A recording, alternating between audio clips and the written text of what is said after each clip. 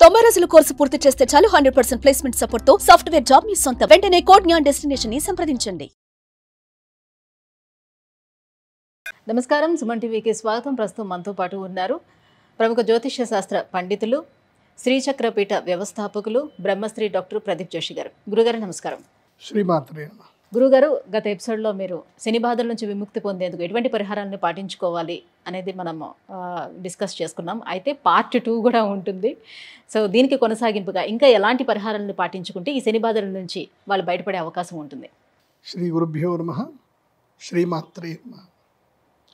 సూర్య శౌర్య మతేంద్రేంద్ర పదవీం సన్మంగళం మంగళ సద్బుద్ధించ బుధో గురుశ్చ గురుతాం శుక్ర శుభం శంశని రాహుర్బాహుబలం కరోతు విజయం కేతుకులస్యోన్నతిం నిత్యం ప్రీతికరా భరంతు భవదాహ సర్వేనుకూలాగ్రహాః. శ్రీమాత్రే నమః. ఏలినాటి శని 2025 సంవత్సరానికి మార్చి 28వ తారీఖు తర్వాత ఏలినాటి శని మేషరాశి వారికి ప్రారంభమవుతుంది. కాబట్టి మార్చి 28, 2020 తర్వాత ఏలినాటి శని ప్రభావం ఎవరెవరికి ఉంటుంది అని అంటే 3 రాశులకు ఉంటుంది. కుంభరాశి, మీనరాశి, మేషరాశికి ఉంటుంది. అర్ధాష్టమ శని ధనుసు రాశికి ఉంటుంది. అష్టమ శని సింహరాశి వారికి ఉంటుంది. కాబట్టి ఈ ఏలినాటి శని సంబంధించిన దానికి ఒక ప్రాముఖ్యత ఉంది, ఒక కథా వివరణ కూడా ఉంది. పౌరాణిక గాథల్లో ఇప్పటికీ చెప్పుకుంటారు ఏలినాటి శనికి సంబంధించి. పూర్వకాలము శనిగ్రహము, శని ఎప్పుడైనా గుర్తుపెట్టుకోండి, వృషభ రాశి లోపలికి శని అడుగుపెట్టి, అందులోనూ వృషభ రాశి అంటే కృత్తికా నక్షత్రము 2వ పాదం స్టార్ట్ అవుతుంది. అక్కడి వరకు ఓకే. కానీ రోహిణీ నక్షత్రం లోపలికి అడుగు పెట్టగానే క్షామము అంటే వర్షాలు పడవు. ఇంకా 2.5 సంవత్సరాలు వర్షాలు పడవు. ఎప్పటి వరకైతే శని రోహిణీ నక్షత్రంలోకి వస్తాడో విపరీతమైన కరువు, రోగము, క్షామము, దుఃఖము, ప్రాణ నష్టము, అగ్ని ప్రమాదాలు, వాతము అంటే తీవ్రమైన తుఫాన్లు ఇవన్నీ వస్తాయి. మనుషులు రోగాల పీడబడిపోతారు. దారుణంగా ఉంటుంది పరిస్థితి. సో అప్పటి కాలములో విక్రమార్కుడి యొక్క కాలములో ఇదే పరిస్థితి వచ్చింది. రాబోయే కాలము చాలా దారుణంగా ఉంది. ప్రజలకు నష్టం జరగబోతుంది. కాబట్టి దీనికోసం అని చెప్పి పరిహారం చేయాలి అని చెప్పి జ్యోతిష్ శాస్త్ర పండితులు విక్రమాదిత్యుడికి చెప్తారు. విక్రమాదిత్యుడు మరి ఏం చెయ్యాలి అని అడుగుతారు. ఏముంది, 7.5 అడుగుల ఎత్తున్నటువంటి ఇంద్రనీలమణి కావాలి. ఏంటి, 7.5 అడుగుల ఎత్తున్న ఇంద్రనీలమణి కావాలి అంటారు. 7.5 అడుగుల ఎత్తు ఇంద్రనీలమణి ఎక్కడుందబ్బా అంటే తెప్పిస్తాం. బ్రెజిల్ నుంచి తెప్పించారు అప్పట్లోనే 7.5 అడుగుల ఇంద్రనీలమణి తెప్పించి, ఇంద్రనీలాలన్నీ కూడా కలిపి ఒకే దగ్గర దొరకదు. ఇంద్రనీలమణి ఒకే దగ్గర దొరకదు, ఇంత దొరుకుతాయి. అవి అన్నీ కలిపి 7.5 అడుగుల ఎత్తు ఇంద్రనీలమణితో ఉన్న శని విగ్రహం తయారు చేసి అది అందరికీ కనబడ్డానికి. మళ్ళీ ఇంకొకటి చిన్న శని విగ్రహం, ఇంతే ఉంటుంది అన్నమాట. ఇంతది శని విగ్రహం ఒకటి. ఆ శని విగ్రహం ఎలా ఉంటుంది అని అంటే, ఆయన కాకి మీద కూర్చుంటాడు, విల్లు పట్టుకుంటాడు, 2 వేళ్ళు చూపిస్తాడు. ఆయన బాణం పట్టుకుని 2 వేళ్ళు చూపిస్తాడు. ఆయన కళ్ళు ఎర్రగా ఉంటాయి, చాలా తీవ్రతరమైన దృష్టితోటి ఉంటాడు. అలా ఏలినాటి శని దానికి సంబంధించి ఇంద్రనీలమణులు, తర్వాత కెంపులతో ఉన్న కళ్ళు అలా చేసి అప్పట్లో తయారు చేశారు. చేసి యాగం చేశారు. ఏం యాగం అంటే, ఈ యొక్క శనిగ్రహము 2.5 సంవత్సరాలు మేషరాశిలో ఉన్నప్పుడే చేయాలి యాగం. 2.5 సంవత్సరాల యాగం ఉంటుంది. చేసి వృషభ రాశి లోపలికి ప్రవేశించే సమయానికి ఈ యాగము పరిసమాప్తం అవ్వాలి. రోహిణి నక్షత్రంలో వచ్చేసరికి పరిసమాప్తం అవ్వాలి అని అంటారు. సరే మంచిదే, చేయండి అని అన్నారు. దీనికి బ్రాహ్మణులందరికీ కూడా మీరు అగ్రహారాలు దానం చేయాలి, ఇన్ని గోవులు కావాలి అని ఏదో సంఖ్య చెప్తారు. అన్నీ కూడా ప్రిపేర్ చేస్తారు. అన్ని గోవుల నుంచి నెయ్యి తీసుకొని మహాద్భుతమైన యాగం చేశారు. ఇప్పటికీ ఆ యాగక్షేత్రము మనకి ఉజ్జయినిలో ఉంటుంది. ఆ యాగక్షేత్రం ఉజ్జయినిలో కుంభమేళ జరుగుతుంది. ఆ జరిగేటప్పుడు అక్కడ ఉంటుంది. అక్కడ ఈ యాగం జరిగిన తర్వాత యాగమంతా అయిపోయింది. కానీ యాగ ఫలితాన్ని ఎవరో ఒకళ్ళు దానం తీసుకోవాలి. ఒక ఋత్వికుడు దానం తీసుకోవాలి. దానం తీసుకోకపోతే ఎవరైతే యాగం చేసిన అతనికి ఫలితం రాదు, దానం ఇవ్వకపోతే. అప్పుడు పండితులందరికీ దానం ఇవ్వడానికి ఏం దానం ఇవ్వాలి అని అంటే ఈ విగ్రహం ఏదైతే ఉందో ఆ విగ్రహం, తర్వాత ఒక పెద్ద బండెడు, దాని లోపల నూనె బాండి ఉంటుంది, నూనె బాండి లోపల దాంట్లో ఇనుప బాండి ఉంటుంది, ఇనుప మూకుడు లోపల నూనె వేసి అందులోపల బంగారం 10 కిలోల బంగారం వేసి దాన్ని దానం తీసుకోవాలి. కింద ఉప్పు పెట్టాలి, పెద్ద ఉప్పు పెట్టి బంగారం తీసుకోవాలి. తర్వాత ఆ బ్రాహ్మణుడికి నల్లటి గొంగడి వస్త్రం కప్పాలి, కప్పి ఈ యొక్క శని విగ్రహాన్ని దానం చేయాలి, తీసుకోవాలి అనేసరికి దాంతోపాటు వాళ్ళకి ఒక 100 ఊర్లు అగ్రహారాలు దానం చేయాలి గోవులతో పాటు. ఇది దానం చేయాల్సింది. వీళ్ళు చూసరికి ఎవరికైనా నాకు కావాలి అని అంటారు కదా, అందరు కూడా నాకు కావాలి, నేను తీసుకుంటా అందరు చేతులు ఎత్తారట. ఎత్తేసరికి అప్పుడు శని యొక్క ఛాయ నీడ కనబడి శని నీడ ప్రశ్న వేశారట, ఎవరు యోగ్యులు దీనికి తీసుకోవడానికి అంటే శని అప్పటికి 3 వేళ్ళు చూపించారట. 3 వేళ్ళు చూపించేసి 3 వేళ్ళు ఎందుకు చూపించారు, ప్రశ్న వేయండి అనేసరికి మళ్ళీ ప్రశ్న వేశారట. ప్రశ్న వేస్తే ఎవరైతే బ్రాహ్మణుడు త్రికాల సంధ్యావందనము సమయానికి చేస్తాడో అతనికి దానం ఇవ్వాలన్నారట. అనేసరికి అందరూ ఒకళ్ళ ముక్కలు ఒకళ్ళు చూసుకున్నారట. త్రికాల సంధ్యావందనం చేస్తా, నువ్వు చేస్తావు, నేను అందరూ త్రికాల సంధ్యావందనం లేరు, ఎవరు కూడా త్రికాల సంధ్యావందనం లేకపోయేసరికి ఒక 10 మంది తేలారు. 10 మంది మేము త్రికాల సంధ్యావందనం చేస్తాం, మేము తీసుకుంటాం అన్నారు.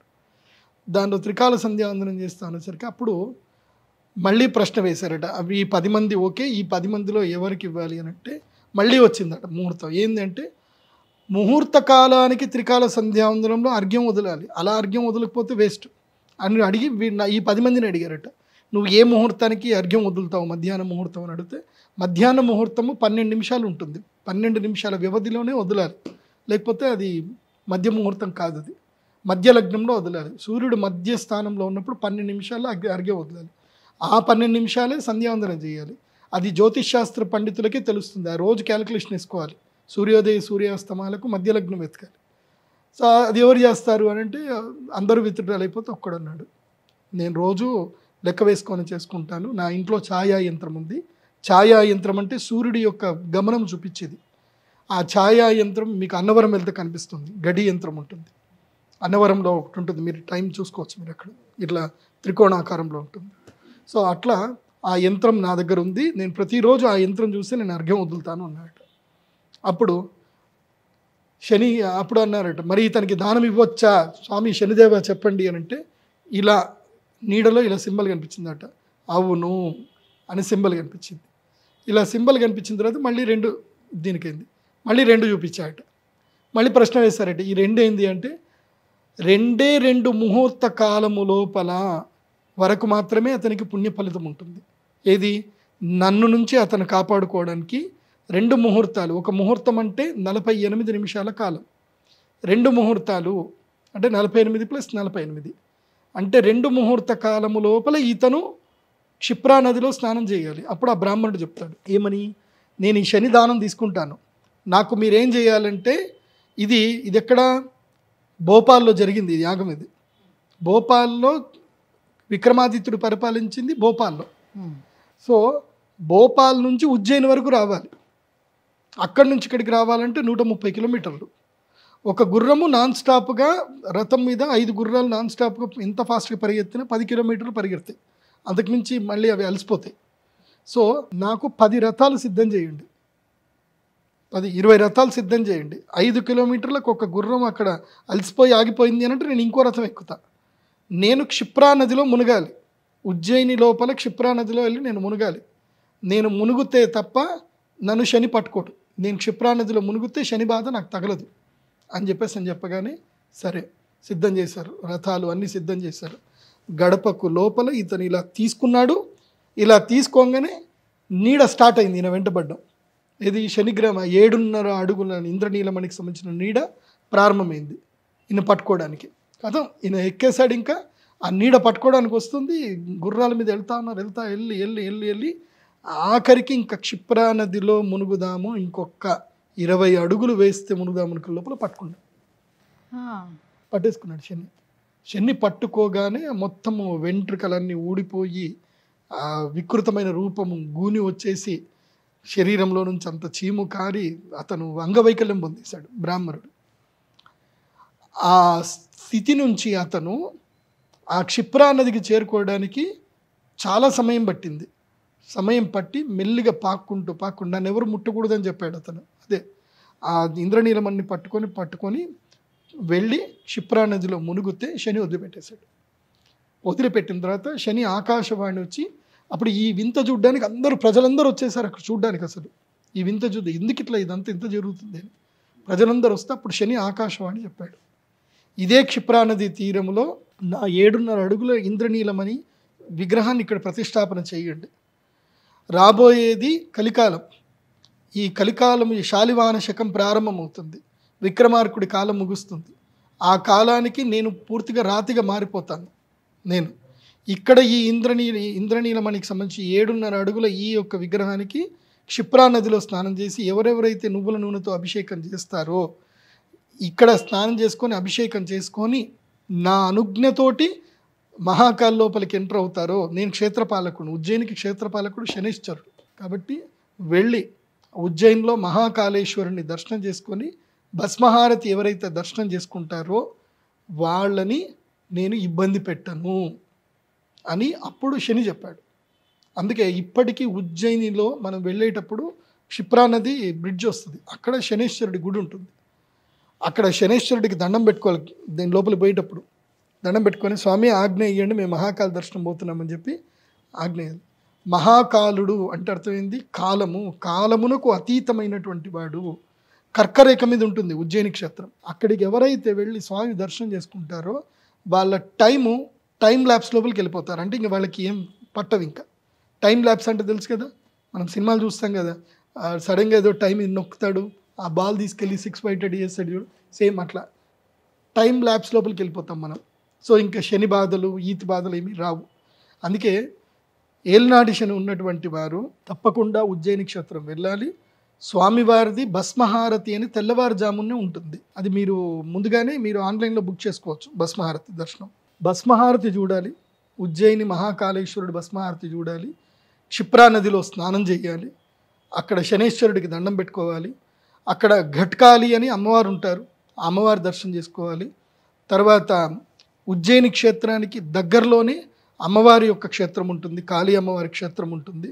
ఆ అమ్మవారికి దర్శనం కూడా చేసుకోవాలి. ఫస్ట్ మహాకాళేశ్వర దర్శనం అయిన తర్వాతే శనేశ్వర దర్శనం. మహాకాళుడి దర్శనం అయిన తర్వాతనే అన్ని. ఎక్కడైనా అన్ని దర్శనం అయిన తర్వాత అక్కడ అంటారు కాదు, ఉజ్జయినికి వెళ్తే ఫస్ట్ మహాకాళుడి దర్శనం చేసుకోవాలి. ఆయన రాజా అంటారనమాట, మహాకాళికి రాజా అంటారు. అక్కడికి వెళ్ళి దర్శనం చేసుకొని అక్కడ ఉన్న అన్ని క్షేత్రాలు దర్శనం చేసుకొని ఈది బాధలను వదలడం దండం పెట్టుకొని ఆడ వీలైతే అందరికీ అన్నదానము లేదంటే చపాతీలు అన్నము ఏదో ఒకటి దానం చేయాలి. నేను కూడా చెప్తున్నా, ఎక్కడికి పోయినా అన్నదానం చేయడం నేర్చుకోండి. ఎంత అన్నదానం చేస్తే అంత మీ కర్మ ఫలితం అంతా నశించిపోతుంది.